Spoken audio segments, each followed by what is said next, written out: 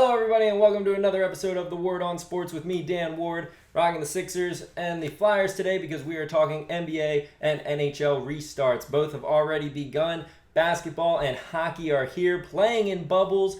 Not hearing anything about COVID in those bubbles, so it seems to be working so far. Let's get into it.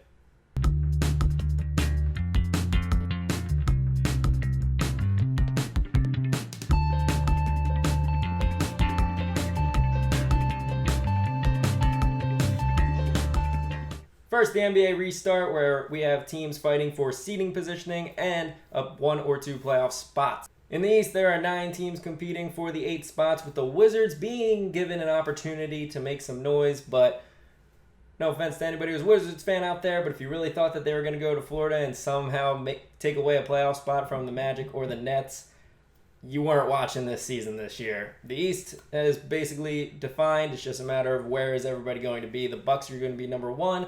What's 2 through 8 going to be looking like? The West is much more interesting with 6 teams competing for that final 8th seed in the Grizzlies, the Spurs, the Trailblazers, the Pelicans, the Kings, and the Phoenix Suns. Now, depending on when you're watching this video, will depend on where the teams are ranked seeding-wise, but based on my recording, let's talk about where the teams are and how I think they're going to do during this restart and then progressing into the playoffs. Number 1 seeds first in the Bucks and the Lakers. Giannis for the Bucks, arguably the best player in basketball right now, and I think from an individual perspective, he wants it the most. He really wants to be the best. He wants this Bucks team to win. Not saying that other players don't want to win. I think there are other players that are better than him from just a natural, God-given ability, but he has worked extremely hard, and he has outworked a lot of the people to get to his position that he is today. Again, not saying that other people haven't, but Giannis has that mindset that is just very scary and very dangerous for opponents. Lakers, meanwhile, the only thing that I worry about them is the weight going to be too much for LeBron James. Between everybody talking about him getting older, him having now being in LA with a bigger spotlight, having to bring Anthony Davis to the team, plus all of the social injustice issues and him being a leader on and off the court, is he going to feel any extra pressure, any extra weight that then deters him from his game? If he is the LeBron that he has been all season long, that he has been for his career, Lakers are 100% the favorite to go to the NBA Finals. It kind of comes down to LeBron again. Yes, they need Anthony Davis to show up. Yes, they need the role players to do their job, but if LeBron James is at or near his capable level, they'll be fine. If he takes a step backward in the playoffs, I don't know if Anthony Davis is going to be able to carry the Lakers to the playoffs, to the finals. The 2 seeds are honestly my favorite teams in the Raptors and the Clippers. The Clippers led by Kawhi Leonard and Paul George and Doc Rivers. That is the key. They have one of the best coaches in basketball. They are ready to take down the Lakers and claim LA as their city. The Raptors, meanwhile, everybody's calling a sleeper team. Are we not counting about the Raptors enough? Why are they a sleeper team? They won the NBA championship a year ago. Yeah, they lost Kawhi Leonard, but they now have a confident and veteran Kyle Lowry who doesn't need to worry about all the stigma of, oh, he can't make it to the finals, he can't win in the playoffs, he's not a clutch point guard. He's already proven it. They have Pascal Siakam. They have an entire team and a super smart coach in Nick Nurse, who could have won the Coach of the Year again this year, but maybe the rest of the coaches recognize how good of a team this Raptors team is. They're number 2. They've been number 2 basically all season long. They are a complete basketball team. Sure, they don't have the superstar, but they know how to play the game. I honestly would not be surprised if they represent the East in the NBA Finals. 3 seeds at the time of recording, Celtics and Nuggets. The Nuggets, I'm kind of lost on them. I feel like they're going to take a big step backwards. I really like them throughout this season, but now they don't have the home court advantage in Denver. I don't know if they have the superstar power to keep up with the rest of the West. So I think the Nuggets are going to take a big step back. Even if they are a top 4 seed, I think we see an upset. Nuggets are going to lose in the first round if they are the top seed, or if they fall back to a 5th or 6th spot, then they're not going to get past the first round. Celtics are always dangerous, and Brad Stevens is right up there with Doc Rivers as one of the best coaches in basketball. They have a team as well, just like the Raptors. Anybody can give them 20 points any given night, and if somebody doesn't get theirs, they're okay with it. Hey, Jason Tatum, your turn to score 20 or 30 points and lead the way. Jaylen Brown, tonight's your night. Gordon Hayward, it's your night. Kemba Walker, it's your night. So the fact that they disperse the ball, they play truly as a team. They're very creative. They're tight defensively. Brad Stevens always figures out a way to win. You can't count out the Celtics. They don't have anybody that you're writing home about. Jason Tatum is a rising star. Jaylen Brown is a quality player, could be a continual all-star potentially. Gordon Hayward, we know how good he is, but he's also just all-star at the max. Same with Kemba Walker. So no amazing superstars that you'd write about, but a lot of all-stars, a lot of really good players that work well together. Celtics are definitely a team that could be going to the finals. Heat and Rockets in the 4 seeds upon recording. Heat could win the first round, but they're not going to beat the Celtics, Raptors, or Bucks in the second round, so their trip is done after the first round, but with a bright future. Rockets, meanwhile, would be the number 3 team in the West, in my opinion. It goes Lakers, Clippers, then Rockets. Small ball lineup, if a team knows how to play against a small ball lineup or just has dominant big men, then that could really hurt the Rockets' chances. They need their offense to be working, but James Harden and Russell Westbrook are now rejuvenated and rested. Harden has been working throughout this quarantine. Westbrook is a 150% always moving type of guy, and now he is well rested. He can basically start the season over. And this is going to be a sprint now. It's not the end of the marathon that is the NBA season. It is a brand new season, essentially, and it is a sprint to the NBA Finals. So wouldn't be surprised in this Rockets team making some noise. Look out for them if they're able to do so. But again, a smart team, a smart coach, if they face a Doc Rivers, if they face a Brad Stevens, I feel like they could implement some sort of strategy that holds the Rockets from making the finals once again. Pacers and Jazz are currently in the 5th seed upon recording. Jazz are sputtering, and I don't care what they say. If they've regained their chemistry, I don't see it there. They don't have the offense to keep up with this league. The defense is all about chemistry and unison, and right now I don't see that happening. They're going to fall back. They may drop all the way down to the 7th seed. They're not doing anything in the playoffs.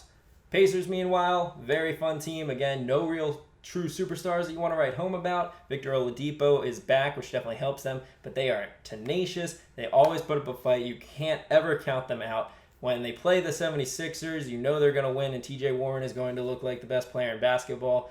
They are a great defensive team, so they could make some noise. I could see them making it past the first round, again, kind of like the Heat, but they just don't seem to have that right mix of group that can compete with the top teams in the East. 2 surprises in the 6th seed with the Thunder and the Sixers, one for a good reason and one for a bad reason. The Sixers were expected to be a top 3 team in the East, if not the league, and have been sputtering all season long. Their biggest storyline was that they were almost undefeated at home, and they had a total of 10 wins on the road. So it was night and day, 2 completely different teams when they're at the Wells Fargo Center or anywhere else in the country. Unfortunately for them, they're at anywhere else in the country. Sure, they won't have the crowd noise of being an away team or anything like that, but they are not playing in front of the 76ers faithful, and that is a huge home court advantage for them, whether it's from the fans, from the comfort, from the confidence, whatever. All those aspects are gone, and now they have to play in Florida for all their games. Neutral site technically, so it could maybe find that middle ground of them being competitive, but at the end of the day, where this team hasn't shown what its identity is, what is it going to be great at? It says that its calling card is going to be defense, but so far through this restart, they have been terrible defensively. They were able to squeak by a win against the Spurs, who are fighting for their lives, and this team with Joel Embiid, Ben Simmons, Al Horford, and Tobias Harris, all of them are all-star caliber players, and yet they are fighting in the 6th spot, hoping to stay right there at number 6. So, not really sure about this team. They have the talent on paper to be a contender this season, but they have a lot of things to fix out. Not a lot of time to figure those things out. So I'm not really sure about the Sixers. We could see them in the finals. We could see them in an early first round exit. Thunder, meanwhile, are the surprise team in the 6th seed at the moment in the West. Billy Donovan going from the hot seat to coach of the year. Who needs Russell Westbrook? You got Chris Paul, who now is going to be even more motivated to stay there in Florida because he was one of the leaders of this whole bubble, doing meetings and figuring out how this is going to work out. So now that he is there, he's going to want to see what all his work pay off, and he's not going to want to leave early. So watch out for the Thunder. Not saying that they're going to the finals, but I think they're going to make some noise, especially if they jump up to the 5th or 4th seed through this restart. Then they can really have a good test, and they're going to give LeBron James or Kawhi Leonard, whoever they face in that second round, a run for their money. 7th or 8th seed in the East is going to go to the Brooklyn Nets or the Orlando Magic, and all we can say to both of those teams is, hey, congratulations on making it to the playoffs. For Orlando, you might be stuck in a little bit of NBA limbo, and you really don't want to be there. You either want to get those lottery picks or you want to be fighting as a contending team, so you may want to shuffle things up before next season. Brooklyn, meanwhile, hey, you're dealing with injuries. Relax. Just have some fun out there in Orlando. Build the team chemistry a little bit. Let's see what you got next season when you bring back KD. In the West at the 7th seed, it's the Mavericks. I love Luka Doncic. Luka, rising superstar, one of the best players in the league, it looks like already. Definitely has that potential. So I like the Mavericks moving forward, but this season, they've done enough. They've made the playoffs. Good job. A seed in the West is interesting as we have so many teams fighting for that spot. The Grizzlies are the ones holding it down right now, trying to contain that number 8 seed and probably have to do the play-in games in order to go to the real playoffs.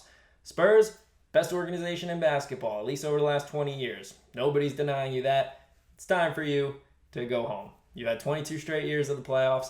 Give it to somebody else. You're not going to win this year. It's been historic. It's been amazing. Greg Popovich, one of the best coaches of all time, if not already the best coach of all time. But from a basketball perspective solely, you're not going to do anything. Go home. Come back next year. We'll root for you next year. I think the Trailblazers, as I mentioned earlier, are on a mission with Damian Lillard, and I think that they are going to end up moving up to that 9th seed and then take on the Grizzlies for that 8th, 9th play-in games. For those of you who don't know, the 8th seed will have to win 1 game against the 9th seed. The 9th seed will have to win 2 games against the 8th seed. And then whichever one of those happens first, that team moves on to face the Lakers in the first round of the Western Conference playoffs. I usually like parity in my picks, but this time I'm going Bucks-Lakers for the NBA Finals. It's just too difficult not to take either one of those teams. If you want to say the Raptors, if you want to say the Clippers, that totally makes sense. The boldest that I would accept is that you say the Sixers are able to figure it out and show that they can make it to the NBA Finals, and you take the Rockets to surprise teams in the West. Anything else out of that, pretty bold, pretty wild. In the NBA, you don't really see a lot of parity. It's probably going to be the number 1 or 2 seeds making it to the NBA Finals, and you do have a good competition of best team from the West versus best team from the East. I like the Bucks' chances. I'm going to take the Bucks in that matchup between the Bucks and the Lakers. Giannis is very hungry. He wants to win. He's going to be driven. He's going to carry that team, and I think that they've been the more dominant team. I think last year and the last couple of years, they've been figuring out exactly how to make it work. Giannis now has improved his game. The rest of the team is confident around him. They've added some better players. So I think the Bucks are able to take it and win as 2020 NBA champions. Woo! Now let's talk hockey, where we have 12 teams from each conference making it to this restart and the playoffs. It is so much fun.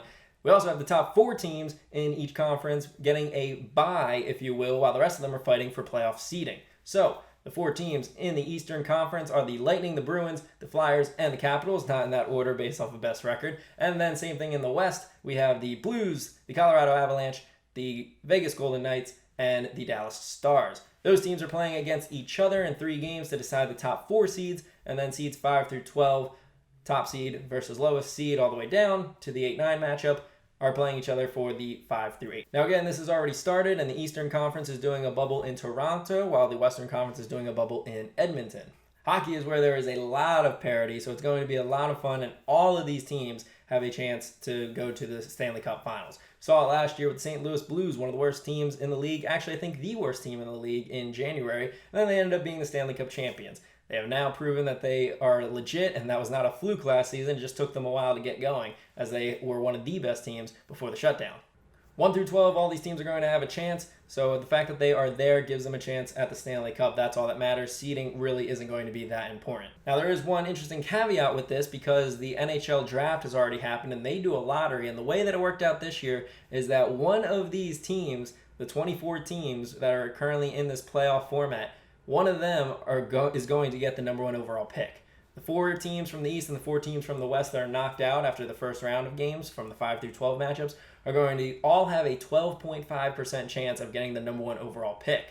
So maybe if you lose the first game, maybe if you go down 2-0, you don't really want to win that third game. You have a chance at the number 1 overall pick. You're probably not winning the Stanley Cup Finals if you can't win the first round anyway, so maybe you just toss the game.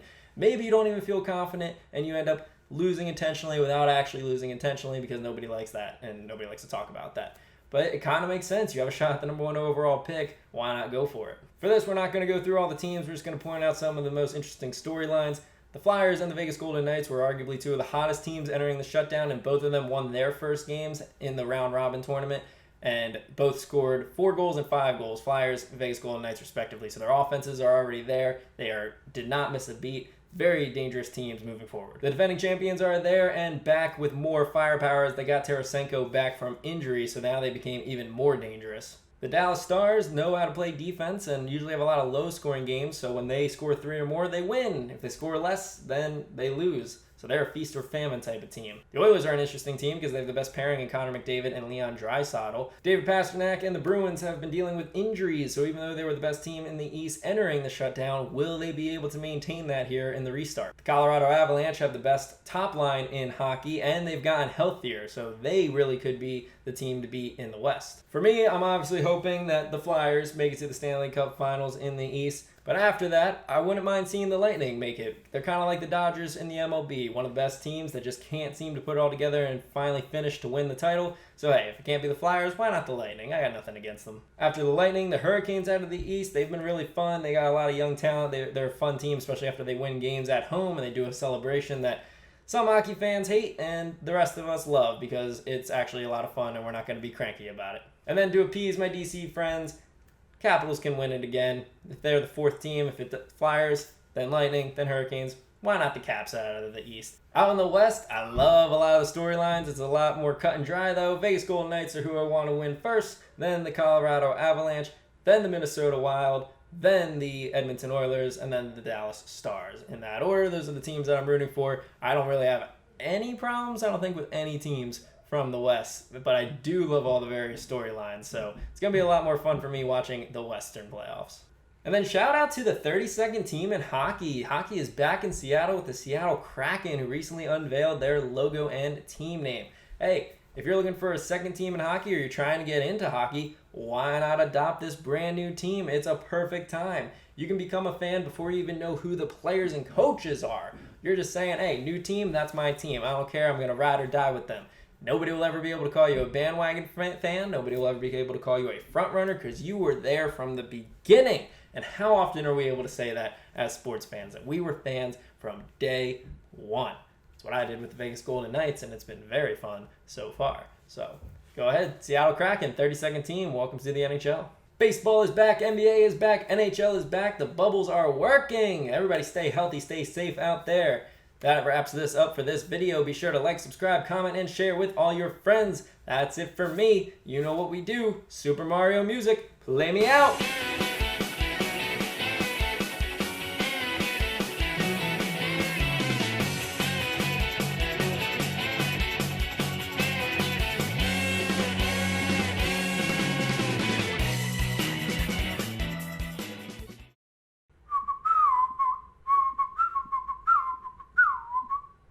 All right.